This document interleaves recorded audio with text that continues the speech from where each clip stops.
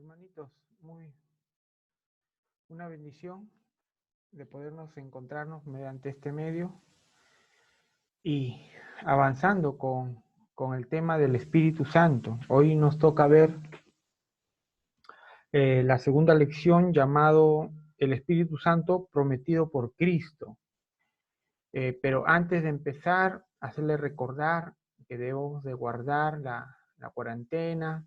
Si vas a salir, que salga una sola persona. Si sales, límpiate o lávate las manos, dejar siempre tu ropita, cámbiate, aséate, tener en cuenta todas las cosas que nos dice el Ministerio de Salud para evitar el contagio, ¿no? Orar también, orar por las personas que están siempre al frente, tanto como los enfermeros, policías, el ejército, ¿no? De personas que están al frente y debemos de seguir acatando las órdenes que nos dice nuestro presidente. Entonces, empezamos esta lección sabiendo de que ustedes han podido leer la lección 2, porque la dinámica que yo había mencionado es poder responder las respuestas de cada lección. Entonces, vamos a empezar con una breve oración. Una vez más, gracias, Padre, por el pan, por la vida, Señor, por lo que tú haces por nosotros, sabiendo, Padre, que tú conoces lo que pensamos, lo que hablamos, lo que miramos. Cuida nuestro corazón. Nuestro pecado, Señor, está delante de ti y queremos que tú nos limpies. Dios Padre, gracias por la tercera persona que está en nosotros, en la cual nos guía, nos alimenta, nos exhorta. Gracias, Padre, y gracias por tu Hijo, que es el mediador. Empezamos esta lección bajo tu bendición. Abre, Señor, nuestro entendimiento. Bendícenos con tu palabra y bendice a mis hermanos que han tomado la decisión de poder llevar este curso mediante este medio, mediante este recurso. En el nombre de Cristo, amén, amén y amén. A ver, el título es El Espíritu Santo prometido por Cristo. Y la primera pregunta es, antes del Pentecostés, ¿cómo actuaba el Espíritu Santo en la tierra? Entonces, es decir, desde el principio, ¿no? ¿Cómo actuaba? Y una de las cosas que nos menciona la lectura, hay varias, pero voy a resaltar algunas cositas para poder entender, ¿no? Para poder... En Génesis 1:2 dice lo siguiente, dice, y la tierra estaba desordenada y vacía, y las tinieblas estaban sobre la faz del abismo, y el Espíritu de Dios se movía sobre la faz de las aguas. Dice, las funciones generales, o sea, una de las funciones general del Espíritu Santo es perfeccionar, ¿no? En nuestra vida acá, no antes del Espíritu, algo que estoy acatando es que el Espíritu Santo va a completar nuestra obra, o sea, nos va a perfeccionar. Ese es el proceso de santificación. La santificación es un proceso de todos los días. El proceso de santificación consta de podernos alimentar de la palabra y ponerlo en práctica. Orar, ¿sí?, en el Espíritu. Darle parte dentro de tu vida al Espíritu Santo. ¿Correcto? Entonces, dice, el universo creado es del Padre por medio del Hijo y para el Espíritu Santo. ¿Por qué para el Espíritu Santo? Porque Él está obrando acá, ¿no? Él está... Ya voy a mencionar esto más adelante. Entonces, vamos a explicar. Uno del texto habla de que se movía, ¿no? Se movía. En hebreo es Rahab. R-A-H-A-B. R-A-K-J-A-F, Rahab, R-A-K-J-A-F, que se traduce como empollar, revolotear, moverse. Implica la acción de una ave cuando cubre y calienta los huevos de los futuros polluelos. Mira, eso se movía, ¿no? El producto, el cuidado que tiene esta ave cuando está empollando su huevo y después sale un producto, ¿no? O sea, su hijito, vamos a decir, ¿no? ¿Y por qué se movía? Vamos a la pregunta, ¿y por qué se movía? Porque la tierra estaba desordenada y vacía. Es decir, otra palabra griega es el tohu y el bohu. T-O-H-U y B-O-H-U. El tohu con el bohu. Lo que se traduce, en pocas palabras, en Isaías 34:11, donde se habla de destrucción y asolamiento. ¿Sí? En Isaías 34:11 habla de destrucción y asolamiento. Traducido en nuestro castellano, estamos hablando que la tierra estaba en desorden o ausencia de orden, ¿correcto? ¿Con qué finalidad? O sea, ¿por qué? ¿Con qué finalidad? ¿Por qué el espíritu se movía? ¿Cuál era el propósito? Estaba preparando el escenario y organizando el ambiente de la acción de Dios. Por eso se movía. Se movía, lo ordenaba. ¿Para qué? Para que actuara. ¿Correcto? Comenzó a ordenarlo para poder ver lo que Dios hizo con su pueblo. Con su pueblo, ¿correcto? Entonces, esa es la respuesta de la primera pregunta. La segunda pregunta dice, ¿qué función tenía el Espíritu Santo en la vida de Cristo? Bueno, vamos a ver, son varios. Uno, en su encarnación, ¿sí? Juan 1:14, la Biblia dice que fue hecho carne. O sea, él fue hecho carne. Pero para poder entender bien, ¿no? Vamos a ir a la Biblia, donde habla Juan, vamos por acá, Juan 14. Y aquel verbo fue hecho carne. Aquí dice aquel verbo. Si vemos en el versículo 1 del capítulo 1 de Juan, ahí habla que en el principio era el verbo. Y el verbo era con Dios y el verbo era Dios.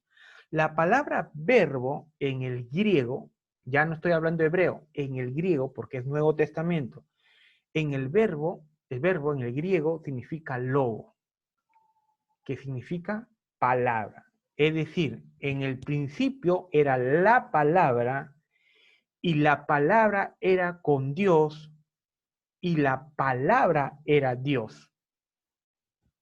Y en el 14 dice que aquella palabra fue hecho carne. ¿De quién se está hablando? De Dios. ¿De quién está hablando? Esa palabra se hizo carne. ¿De qué están hablando? Porque acá dicen en el primer versículo, y la palabra era Dios. Era Dios. O el verbo era Dios. Ese mismo se hizo carne. ¿Sí? Entonces habla de la encarnación. Dios hecho hombre, ¿no? Otras de las cosas que estamos hablando acá es en su concepción, es en su nacimiento, es decir, para que el Espíritu Santo more en una persona humana, debería de arrepentirse. Es por eso que en Hebreos 7:26 dice, santo, inocente, sin mancha, apartado de los pecadores. ¿Correcto? Es por eso que en su concepción ya él era santo, ya era apartado. Por eso habla uno de sus funciones en Cristo. Otra es en su crecimiento espiritual. En Lucas 2:52 habla que Jesús crecía en sabiduría y en estatura, en gracia para con Dios y con los hombres. Es decir, que en todo su crecimiento natural, el Espíritu Santo siempre ha estado en él. Siempre. ¿Correcto?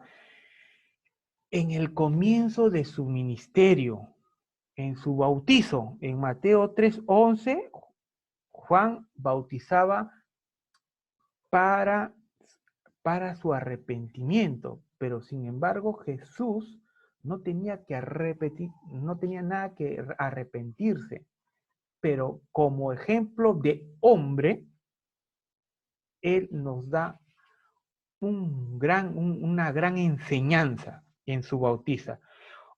Y también habla que el Espíritu bajó como paloma. No es que el Espíritu sea la paloma, no. Es como la paloma. Bajó cuando en su momento del bautizo. Otro en sus milagros. Otro en su milagro. Mateo 12:28 dice, si yo por el Espíritu de Dios echo fuera los demonios. O sea, él tenía poder. Tenía poder. En Hechos 10:38 dice Pedro, Dios ungió con el Espíritu Santo y con poder a Jesús de Nazaret, y como éste anduvo haciendo bienes y sanando. O sea, Pedro está hablando o testificando lo que él vio, que él sanaba, que él echaba a los demonios, que él hacía el bien, pero era mediante el Espíritu Santo. Vamos a ver otras funciones que el Espíritu que hacía en Cristo era en sus tentaciones, Apenas se bautizó, Jesús estaba lleno del Espíritu, ¿no? Y luego partió hacia el desierto y ahí fue tentado.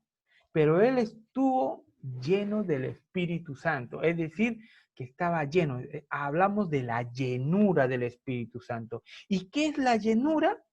Pues el tener el control de ti mismo, o sea, tener el control. En Mateo 5:5 habla, bienaventurados los mansos porque ellos recibirán la tierra por heredad. Es decir, el que tiene el control. Dios no nos ha dado un espíritu de cobardía, sino de dominio propio. La llenura es el resultado evidencial del fruto del Espíritu Santo, es decir, el paz, el gozo, el amor, todos los frutos que habla, o el fruto que habla Gálatas, ¿no? En Gálatas. Eso es la llenura. ¿Y cómo haces eso? Todos los días tienes que hacer eso, pues.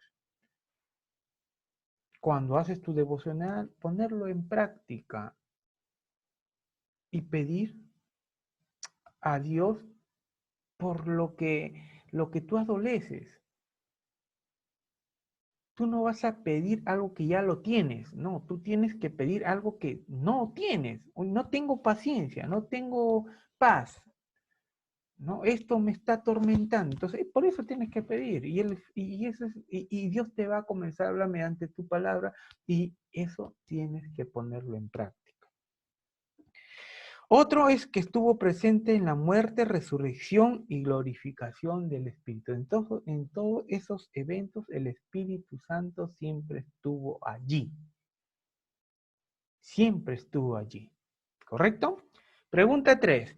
¿Crees que el Espíritu Santo nos revela hoy más cosas de lo que dijo Cristo? Buena pregunta, ¿no? Buena pregunta. Y Juan 14:12 dice, en verdad os digo que el que cree en mí, las obras que hago, él los hará también, y aunque mayores que esta hora, porque yo voy al Padre. 14:12, ¿no? 14:12 dice, ¿no? De cierto de cierto os digo que el que cree en mí las obras que yo hago, él los hará también aún mayores. Mayores hará, porque yo voy al Padre. Entonces, ¿de qué estamos hablando? ¿No? ¿De qué estamos hablando? ¿Por qué dijo eso Cristo? Tenemos que entender que ese versículo está dentro de un contexto. ¿De qué está hablando? ¿De qué está hablando? ¿Correcto? Vamos a explicar el contexto. El contexto habla uh, de una morada, de una morada. Y acuérdate que en 1 Corintios 3:16 dice, ¿no sabéis que sois el templo de Dios y que el Espíritu de Dios mora en vosotros? Está hablando de una morada, ¿correcto? Está hablando dentro. ¿Por qué yo digo esto? ¿Por qué? Porque en el primer versículo, mira, vamos por partes, porque en el primer versículo dice lo siguiente, no se turbe vuestro corazón, creed en Dios, creed también en mí. En la casa de mi Padre muchas moradas hay, y así no fuera, yo os hubiera dicho, pues voy pues a preparar lugar para vosotros. Está hablando de una morada. La morada para el judío era la presencia de Dios, la presencia de Dios. La pregunta es, él dice que está haciendo, él va a hacer cosas mayores, mayores. ¿De qué estamos hablando? O sea que nosotros vamos a orar y al ciego le vamos a abrir los ojos, al mudo le vamos a hacer hablar, al cojo le vamos a hacer a caminar. O sea, si oramos, ¿vamos a hacer eso? No. De lo que está hablando allí, está hablando los logros, son logros espirituales más que físicos. Logros espirituales más que físicos. ¿Por qué? Porque está hablando de una morada, la presencia de Dios. Corintios habla que nosotros somos el templo. Está hablando de eso. De eso está hablando. Y acá hay algo más. Dice, Jesús le dijo, yo soy el camino, la verdad y la vida. Nadie viene al Padre si no es por mí. Está hablando del tabernáculo, de la morada, de esa morada. Acuérdate que el tabernáculo se dividía en tres partes. Patio, lugar santísimo y patio, lugar santo y lugar santísimo. Entonces estaba en tres partes y afuera estaba el pecador. ¿Cuál es la intención o cuál es la intención? De que ese pecador entrara a esa morada. Estamos hablando de esas tres partes, de esas tres partes. La primera puerta se llamaba el camino. El camino, la primera puerta, al entrar el pecador hacia el patio, esa puerta se llamaba camino. La segunda puerta se llamaba verdad. Y la última puerta se llamaba vida. Por eso Cristo dijo, yo soy el camino y la verdad y la vida. Nadie viene al Padre si no es por mí. Tú para que entres a ese lugar santísimo, tienes que recibir a Cristo como tu Señor y Salvador. Por eso nadie llega allí. Él es la persona. Y cuando llega esa persona, la Biblia habla de que recibas el Espíritu Santo. Y es el Espíritu Santo que obra en ti. Voy a hacer, y no me malinterprete, voy a hacer un ejemplo, pero no me malinterpreto. Sonará crudo, pero quiero que ustedes entiendan. Estarás ciego, pero tienes a Cristo. Porque la Biblia dice que cuando vamos a estar ahí, vamos a ser transformados. Estarás manco, pero tienes a Cristo. Te faltará una pierna, pero tienes a Cristo. Eres mudo, pero tienes a Cristo. Has recibido. Y lo que Dios quiere es que cuando físicamente, ¿no?, te quedes acá porque polvo eres, tu espíritu vaya a esa morada donde Él te tiene preparado. Entonces, lo que este significado, este versículo habla, es que lo más importante es dónde te vas cuando tú vas a morir. Y lo que quiere Dios es que estés con Él cuando tú partes de este lugar. ¿Sí? Cuarta pregunta. Si el Espíritu ahora vive en la tierra con la iglesia, entonces, ¿está ausente en el cielo? ¿Mm? Uno de los atributos del Espíritu Santo es omnipresente, o sea, está en todas partes. ¿Sí? Está en todas partes. Pero, acá viene, cuando el Espíritu Santo está en nosotros, tiene que cumplir unos propósitos en nuestra vida. El fruto. Pero ese fruto va a resaltar cuando ese yo muera. En nuestra vida hay 3 yo. ¿Sí? En el yo público, el yo familiar y el yo, se puede decir, el yo personal. ¿Correcto? El yo público, o sea, ustedes me conocen.